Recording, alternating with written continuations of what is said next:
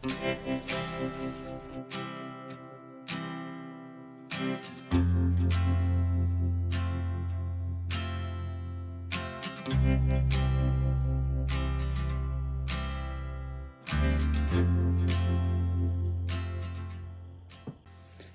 I'm Erica. Welcome to my off-grid cabin. In today's video, I'm going to take you around as I carry out my responsibilities as a fully off-grid mom and homemaker while my husband is away working for about a month.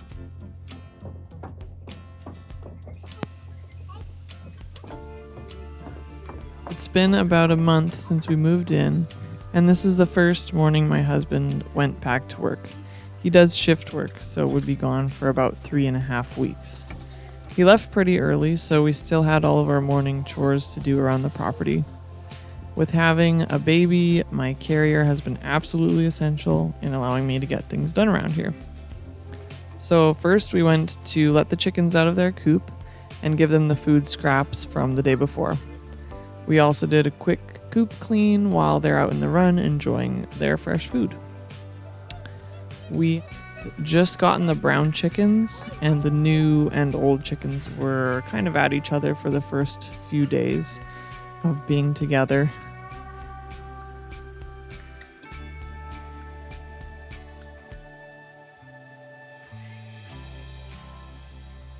Next, I needed to check the power level in the batteries that power our house. I was getting a warning that it was approaching 50%, which we want to stay above that at all times to extend the life of the batteries. I knew the sun would reach the solar panels in a few hours, but I wasn't sure if we'd make it, so I decided to run the generator just to be safe. I'd done it a few times before, so I knew what to do, and I made sure to point the exhaust out away from the lean-to and told my daughter to go a little bit further away as it is pretty loud. I checked the fuel level here, and my husband, of course, had kindly made sure it was full for me before he left. And I did my best to shield the baby from the sound as I turned it on. And now looking back, I would probably give the baby some earmuffs when she's in the carrier and I need to start the generator. I let it run for a minute, then plug in this giant generator cable so that the generator will begin to charge the batteries.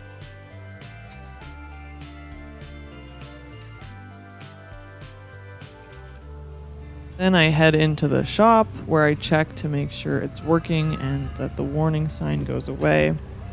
I'll then let it run for about an hour to fully charge our batteries.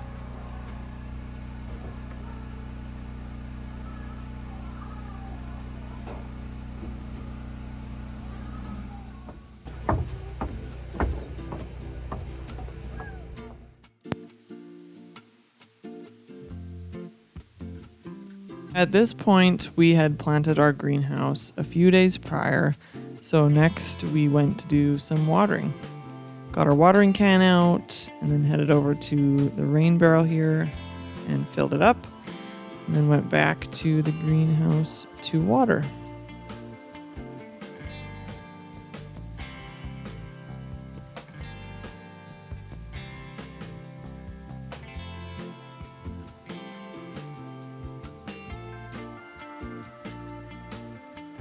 When you enter through the door, to the left we have planted sage, thyme, and rosemary. Then as you move on to the right, we have tomatoes, lettuce, spinach, and cucumbers.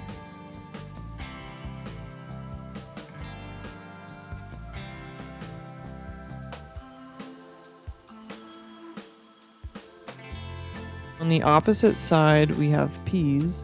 And we used these saplings you'll see that Mark cut from the lawn for the peas to climb as they get taller. And beside the peas we have oregano and basil by the door. And I'll do a full garden tour in the future so you can see everything once it's more established. I'm a totally new gardener, so if you see anything I'm doing that doesn't make sense or could be done better, please comment below and give me your gardening advice.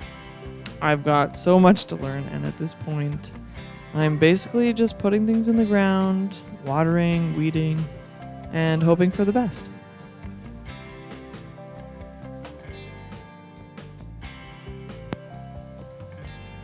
We'd gotten our puppy Molly about 10 days before this, and Mark and I had been taking turns every morning to play with her for a bit, do some sort of training, help her to get to know us and like us.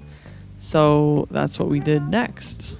We just ran around with her, threw the ball for her, gave her lots of pets and lots of love, lots of praise.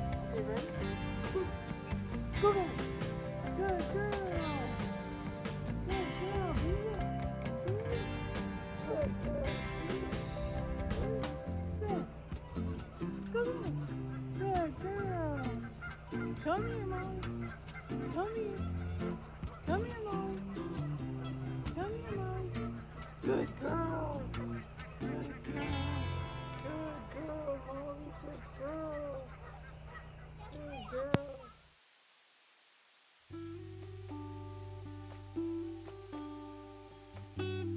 After playing with Molly, we took a little break from chores and just kind of hung out outside in our little fire pit area.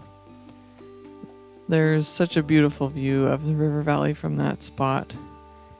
And there's a little swing off to the side there as well.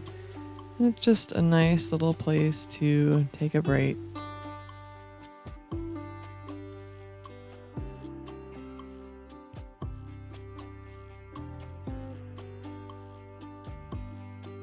If you're a mom of little kids, you will know that you can't just go through your to-do list all day. There are things that need to be done, of course, but there are also children to nurture and connect with. So I try to take some time in the morning and afternoon to spend some focused time with my 4-year-old. And of course, she's right there alongside me as we knock out the to-do list as well. On this day, we just played a little game of cornhole, which the previous owners had left in the basement.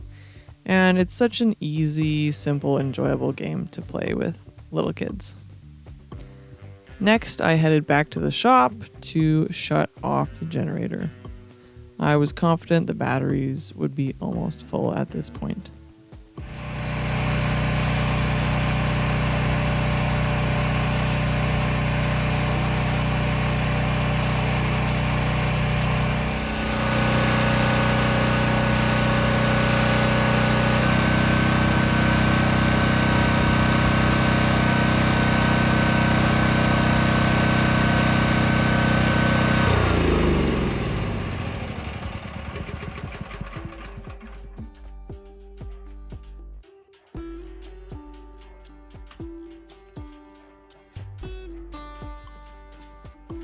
So now my battery level is full.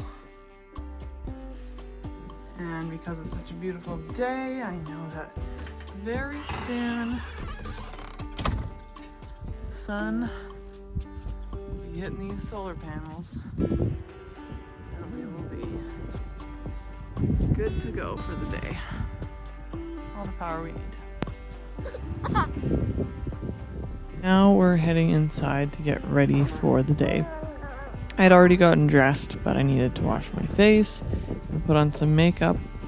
And I know that some people think it's crazy of me to care about getting dressed and putting some makeup on every day, especially because I'm a stay-at-home mom in the middle of nowhere, and my husband isn't even home in the evenings to see me for weeks, so why would that matter? Well, when I feel put together, I perform better. It doesn't take very long to do this. It's just getting dressed in something other than my pajamas, something that makes me feel good, and putting on a little bit of makeup, which is just a little foundation, mascara, and eyebrows. And I feel ready to conquer my day, and I also feel confident if somebody drops by or if I need to go out for something. It just makes me feel my best, and it really doesn't take long at all, so it's worth it to me. Of course, I've got to help my kids get ready for the day as well. Today I let Lillian pick her hairstyle, and she said, 2 buns and a braid with a bunch of butterfly clips. So that is what we did.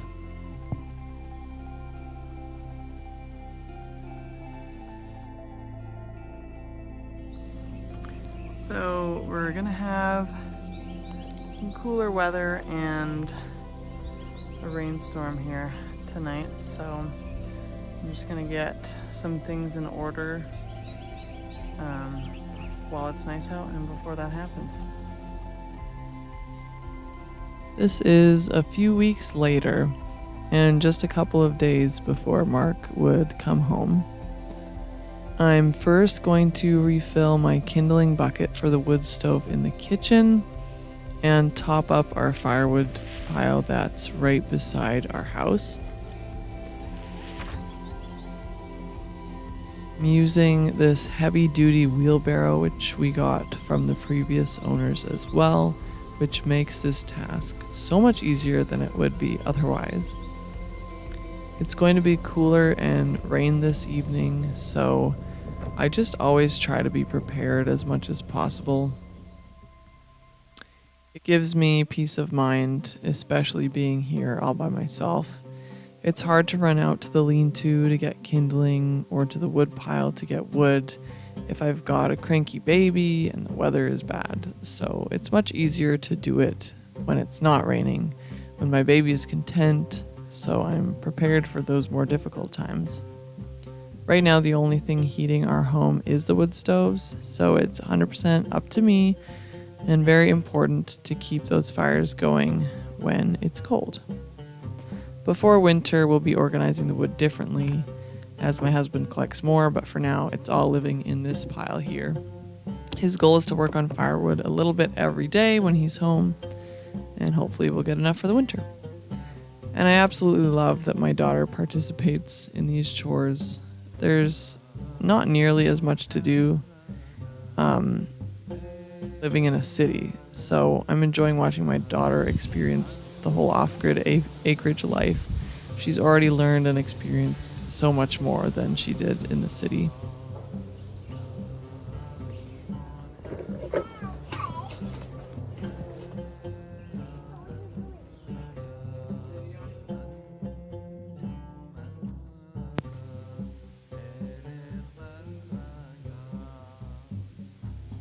Right now we have our kindling on shelves within the lean-to, and we'll probably change that before winter, but again, we're still figuring out our whole firewood storage situation. We keep a bucket of kindling by the kitchen wood stove and 2 buckets by the living room wood stove.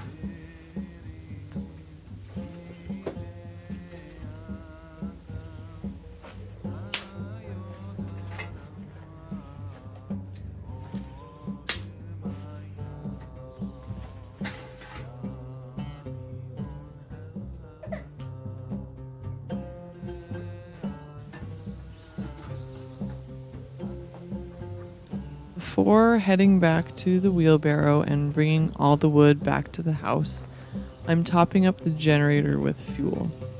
Again, I don't want to be filling the generator with a baby on my back in a rainstorm if I can avoid it.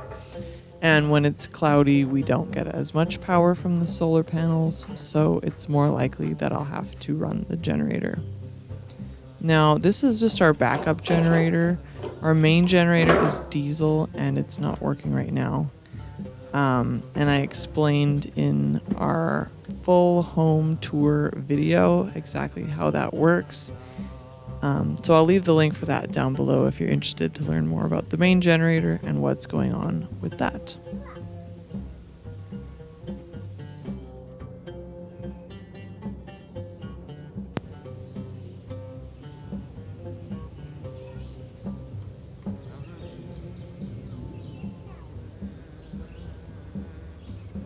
I very often check the battery level when I'm in the area by the shop, just in case.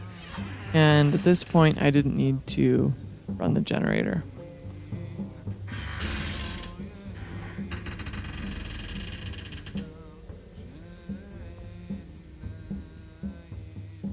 Head back to the wheelbarrow with my kindling bucket and bring everything around to the back of the house to put it in its proper place.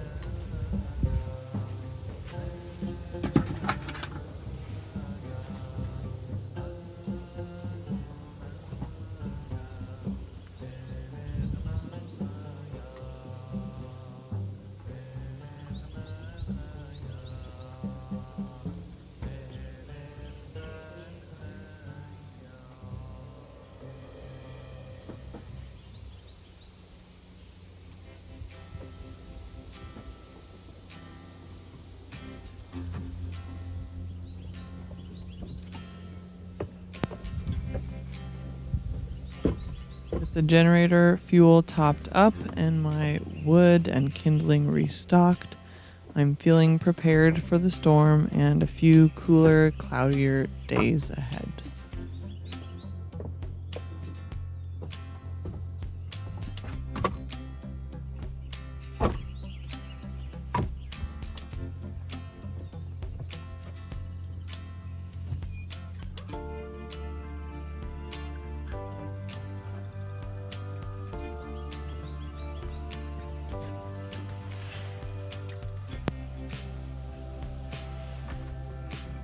That night we got hit with quite an intense rainstorm, but we were warm and cozy inside.